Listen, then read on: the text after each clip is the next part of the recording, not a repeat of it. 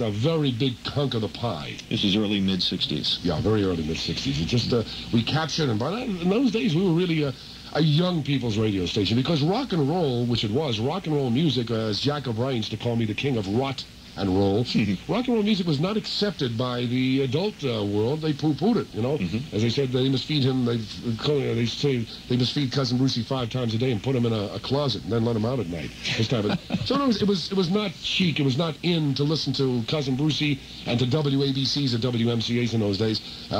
And of course, FM radio was not even there. They were not. Nobody realized the great potential of this other medium, FM radio.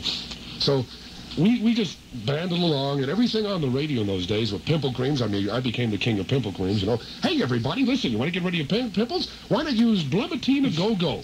Guaranteed to get rid of your pimples in 3 days, or your money and pimples back. You know, I sold a lot of pimple creams and toothpaste and a lot of soft drinks and chewing gums and those kind of things. That's all. And remember, we had National Home School of Study. We used to get them equivalency diplomas. That was our commercials in those days. And then the turnaround happened when I have to credit the Chubby Checker phenomenon, the twist, for bringing adulthood to our kind of radio. Suddenly, the twist came out, and suddenly twist clubs, like in New York City, you had the Peppermint Lounge, and all the other clubs that were dying, needing a shtick, needing something, became twist clubs. And adults started going to twist clubs, and that started them listening to Cousin Brucey, the radio station. The trouble started. 71 WABC degrees in Channel 77 in New York Town. This is the station that wished on New York and became a star. WABC. Got a solid gold hit for you by the Sparkle Tones called Black Slacks. Black slacks, black slacks, black slacks are filled with tacks. Ding-a-ding-a-ding-ding-a-ding-ding-ding. Everybody go.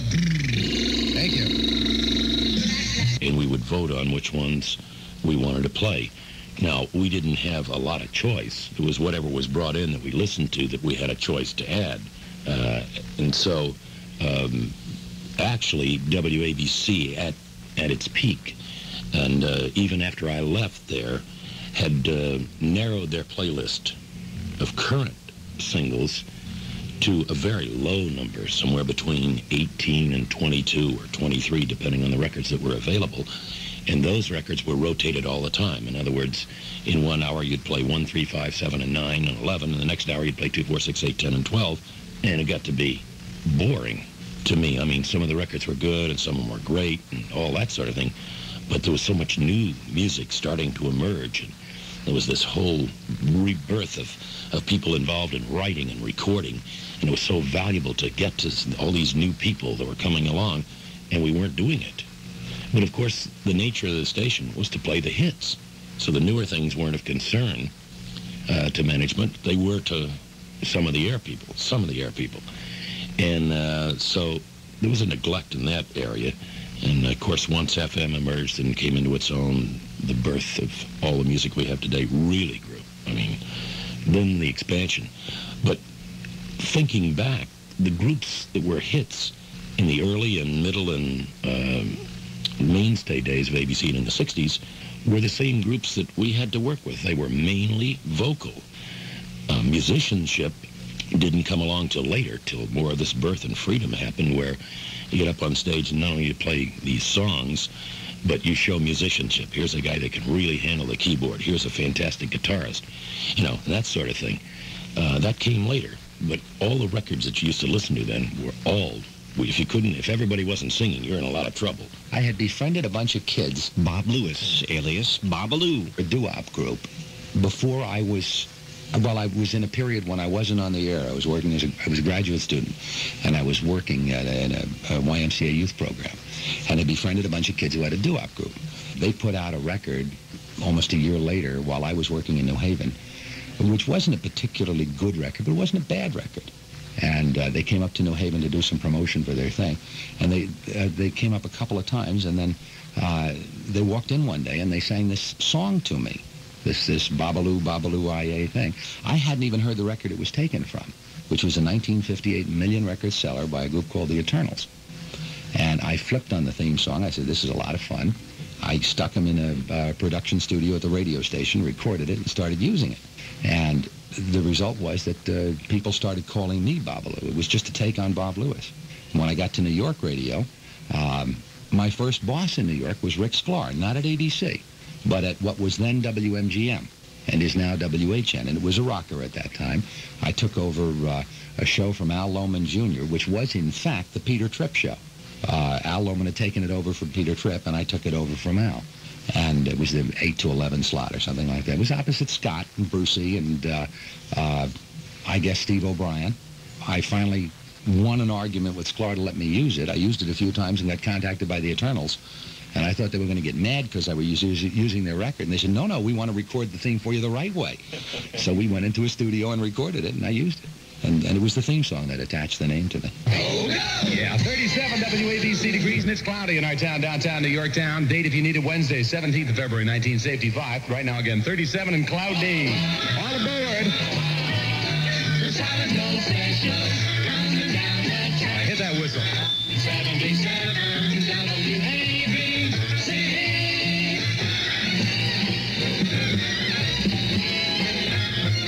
Babalu, the Big Daddy, with you on a Wallopin' Wednesday landslide, setting the die durable people first for the past, letting the time slide roll.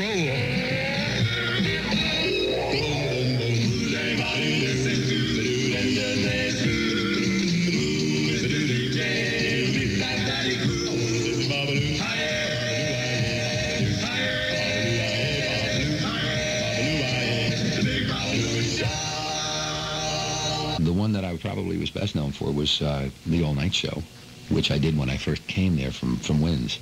I did that for about 2 years. And I left the All Night Show. Originally, I had expected to move off the All Night Show into an earlier slot. And unfortunately, I was too successful. We had a land developer client who apparently was so happy about the amount of land sales that I made for him that he insisted that I had to do the show so he could sell his land. And it got to the point where I'd rather not mention the name of the client, but it got to the point where I could barely mention my name without having the name of the client thrown at me. Mm-hmm. And believe it or not, I enjoyed doing his commercials because they were completely ad-lib commercials. I insisted that he fly me down to see the land before I would do the spots because I didn't want to sell swamp or something like that. I don't think an outfit like ABC would have allowed that anyway. But I wanted to know what I was selling. And then I ad-libbed his commercials twice a half hour. And they apparently worked very well, so he really wanted me on there. And so I got stuck there for about 2 years, and it had totally destroyed my personal life. And I finally said, look, fellas, I really want off this show. And they finally accommodated me and shifted me over to first weekends, and then I had a late-night show after Bruce and before the all-night show for a while. And that was about the time that I kind of revolted and within myself and laid Babalu to rest and decided that it was time to be Bob Lewis and play progressive rock. I went to what is now WPLJ. It was WABC FM at that point, and I was very involved in the programming of the progressive rock that put ABC FM on the air, because nobody knew anything about progressive rock at ABC.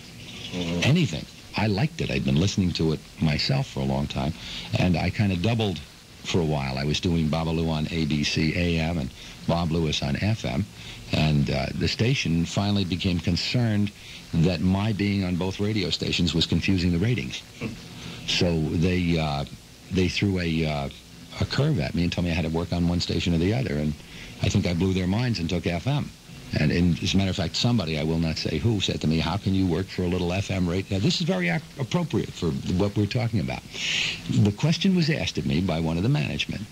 How can you go to work for a little FM radio station that can't be heard more than 60 or 80 miles from New York City and choose that over a radio station that you get mail from Honolulu? And we used to get mail from Honolulu. That station, when they're skipped, can be heard there. He said, how can you turn that down? Turn down the biggest radio station in the world? And I said, because FM is tomorrow. And I think that ABC going all talk is proof that for my kind of radio, for music radio, FM was tomorrow. It is today. I can remember in the 50s and 60s, we used to have local hits. When I worked in New Haven, there were hit records in New Haven that didn't make it in New York. And there used to be a thing about if a record was going to make it, it would make it first in Buffalo. But making it in Buffalo didn't guarantee that it would make it. And the point that I'm trying to make there is that FM permits local hits. FM permits local interest. And I think local radio is 10 times better for music and personal entertainment than any large area coverage radio station. I like the fact that WNEW FM's a New York radio station. They've got very good FM radio stations in South Jersey that come out of some of the universities and so forth. Pete Fornatal came out of one of them. It allows for more people to get involved in the music because of the limited range of the radio stations. Whereas the talk format is really ideal for a huge coverage station like ABC. And the stations like ABC, the clear channel stations that can be heard over most of the country, these are mastodons. They are out of date in terms of their original reason for existing. They created these radio stations, the government created these frequencies, these clear channel frequencies originally, so that rural areas could get big city news and big city entertainment. Well, with the advent of wire services, rural areas get the same news that big cities get. And with the advent of the recording industry, they can get the same entertainment that the big cities can get. There is no real reason for clear channel stations today, okay? So we may as well use the ones we have for talk and information, okay? And I think that ABC is an outfit that's uniquely suited for that kind of situation. They have such a huge news operation, such a tremendous reach around the world that they can bring information in. I have not looked at what the talk format's going to be on ABC. If it's just chatter, then I think it's only a matter of time before they change it again. But that's a personal opinion. If they do get involved in really serving the public with topics and discussion and information that can be carried in words, I think that's fine. Don't mess with me, Argentina, or something like, I don't know. It's just not today's music to talk about that kind of thing. And somebody's got to talk about it, and I guess it's up to the talk stations. When I left ABC was about 1970, and I put in about a year at CBS FM, and then I came here. So that'd be about 1971, and off and on I was with NEW until about 75 or thereabouts. This is WNEW FM, New York City. Okay, then the theme kind of faded out a little bit, or it went under, and what did we hear? You heard something like this in those days.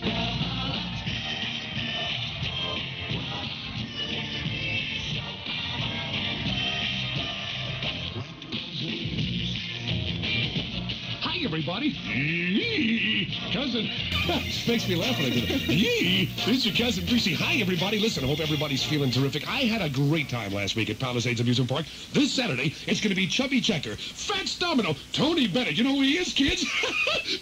Tony Bennett will be there, too. And it's going to be a terrific thing. Right now, let's get right to our music. This goes out to Johnny and Paul, Sally and Susie, and Jimmy and Suzanne. Going steady for 4 months. Going steady for 4 months. Isn't that fantastic? Here's Chuck Berry on the Brucey Ferry Maybelline. I'll give you a Cousin Brucey prediction. Okay. Within 50 years, babies will be born with a little black box on the right side of their head that says Made in Taiwan, 8 transistors. My point is, radio is not a luxury. Radio is a necessity. It's part of life. It's day to day. It's real. It's alive. And that's what I fight to keep radio. I am very sad about WABC because, you know, let's face it, it's an end of an era. Did you hear the last few days and the last... I tell you, I thought for the last few months anyway, I guess when the disc jockeys and the announcers realized that the change was going to come down, I tell you, that station sounded great for the last few months. They were playing music you hadn't heard. Everybody was touched in years. But Dan, you know, knowing Dan, Dan was a little sad. I know, and Ron was sad, and everybody was counting the days. It was a count. And also, we emotionalized when we listened to it. I mean, let's face it, my life was in that. That was the greatest time of my life. How long were you there? 13 and a half years, about 13 and a half years. And we had one heck of a party when I went off the air. It was really terrific. So I'm very sad today. I'm angry. As most of you know, you're reading the press and watching television, I've taken a very interesting stand, which I don't want to get into here because I know there's a memory bank that we're doing here. And I'm just disappointed that this kind of radio has been poo-pooed by the so-called great executives. The great executives are saying that music on AM radio is over. It's dead. Which, well, see, now you hit a very bad bone, because that's the thing that got me crazy, and that's the thing that brought all the TV crews down to see Cousin Brucey. If they would have let that alone, I would have been angry and sad, but not upset. They've upset me. AM radio today, the quality of AM radio, when it leaves my radio station, is excellent. We do not have stereo right now. As you know, there's a big thing going on with stereo right now. I think we're down to 18 systems or something, so we're all waiting to see what happens. But, you know, stereo is very nice, and you have a magnificent station. WNEW FM is it's a legend. There's no doubt about it. Scotty's done a great job, and all you guys are. But it's not that you're stereo. It's not that you're as clean as heck with the quality of your sound. It's that you gave the people a good bowl of cereal to listen to. Huh? Cracker Jacks are great. You don't have to give a person a prize in a box. I always said I love Cracker Jacks. I'd buy without the prize. Who needs the prize? So my point is, if you give people good radio, if you give good radio, you pardon the pun, right? Like that little joke, they're going to listen. Was there any point in time where you were there where you started thinking, this is going to end? Yes. Yeah. Dan and I both knew this. And I'm sure Scotty knew, too, before he left there. He left a little early because we were still doing very well when Scott left. I started seeing this thing happening in the 70s. It's like watching an old aunt get sick and leaving her in the chair and not giving her any medicine. That's what happened. They started bringing guys in from California and guys in from Dallas, and they started with these geniuses that live in Dallas and with the computers. You can't do that in New York. New York City is a living, live, it's an organ. You know, it's a huge, volatile, dynamic, living thing. And you just can't go to a computer readout and the thing says, boop, boop, boop, boop, boop, boop, boop, play this, play this. You know, you can't do that. Hey, when I'm on the air, I know if the Lincoln Tunnel's crowded. I know if that guy in the toll booth has a stomachache. I knew when Mayor Koch had a headache.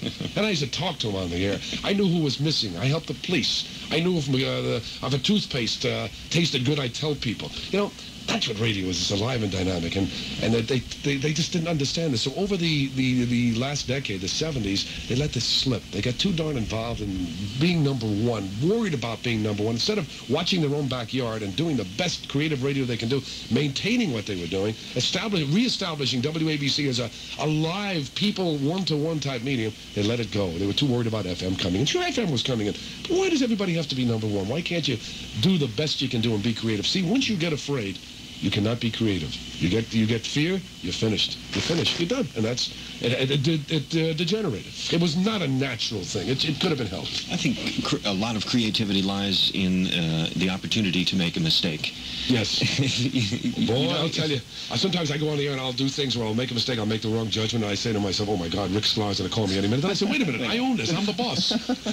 Why not make mistakes? We used to make so many mistakes. You know, that's what made us so human. That's what made the success of that radio station. But I can tell you stories. There was one day when Bruce Morrow came into the studio, and I was doing the weather forecast. Dan Ingram. And we have what has since been called the brief showers incident, and it sounded like this. Brief shower, thunder shower this evening. I love brief showers. They're fun.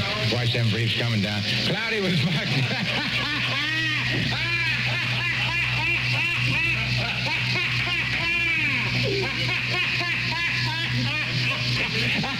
Let me see those. At least they're something of bread. This is Cousin Bruce Morrow wears Jackie Classic briefs. He just threw a dozen of them at me.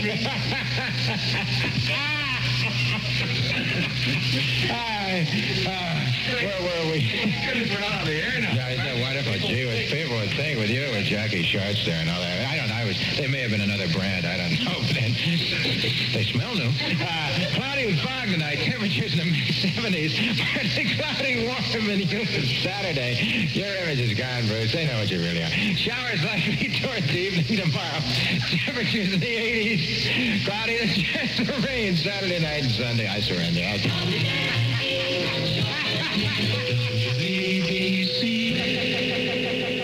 I think one of the greatest, well, it was maybe a blooper, a disaster, to show you the power of that radio station. Rick Sklar and I were walking one day. We had lunch, and this is the beginning of the kite craze in the United States. Everybody was flying kites. You remember that? About late 60s or early 70s. And we decided to have a WABC kite flying contest in Central Park. So I called the mayor. He was a good friend of mine. And he said, sure, whatever you want, Brucey, just be out of there by noon or something, you know, that type of thing, and keep it clean. So we gave $100 for the biggest kite, $100 for the smallest kite, $100 for the most unique kite. You know, that's what we used to do. The biggest kite, by the way, this is a great story, which I never believed to this day, and Sklar and I looked at it, we got started, was a replica, actual scale replica of the flight of the Kitty Hawk, or the, what's it called, the Wright brothers. The Wright brothers airplane. They built the kite, and some man was flying it. I said, well, anyway, here's the bit. To show you the power of this radio station and a blooper. We did not realize what we were going to cause. Rick and I got down there at 9 o'clock in the morning. The judging was supposed to start for 4 prizes. Start at 11 o'clock or something. The sky was literally so full. It's not just a story. It's so full of kites we couldn't see the sky. He and I looked at each other, and we sort of shook our heads and said we were in severe trouble. And we made an announcement quickly, and we left. We got a lot of trouble with that one. There's a blooper. Not realizing the fearsome power of a radio station like WABC. Mm-hmm. Why should this happen? Why? Because people enjoyed it. What's happening over there? 77.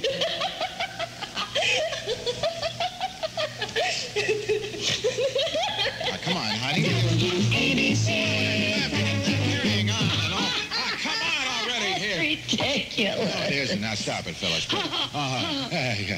You're listening to a salute to music radio, WABC, with love from NEWFM. Serving New York and America with music in tempo with today. You latched on to Radio 77, WABC. The Springer in New York town. The only station with young ideas for New York.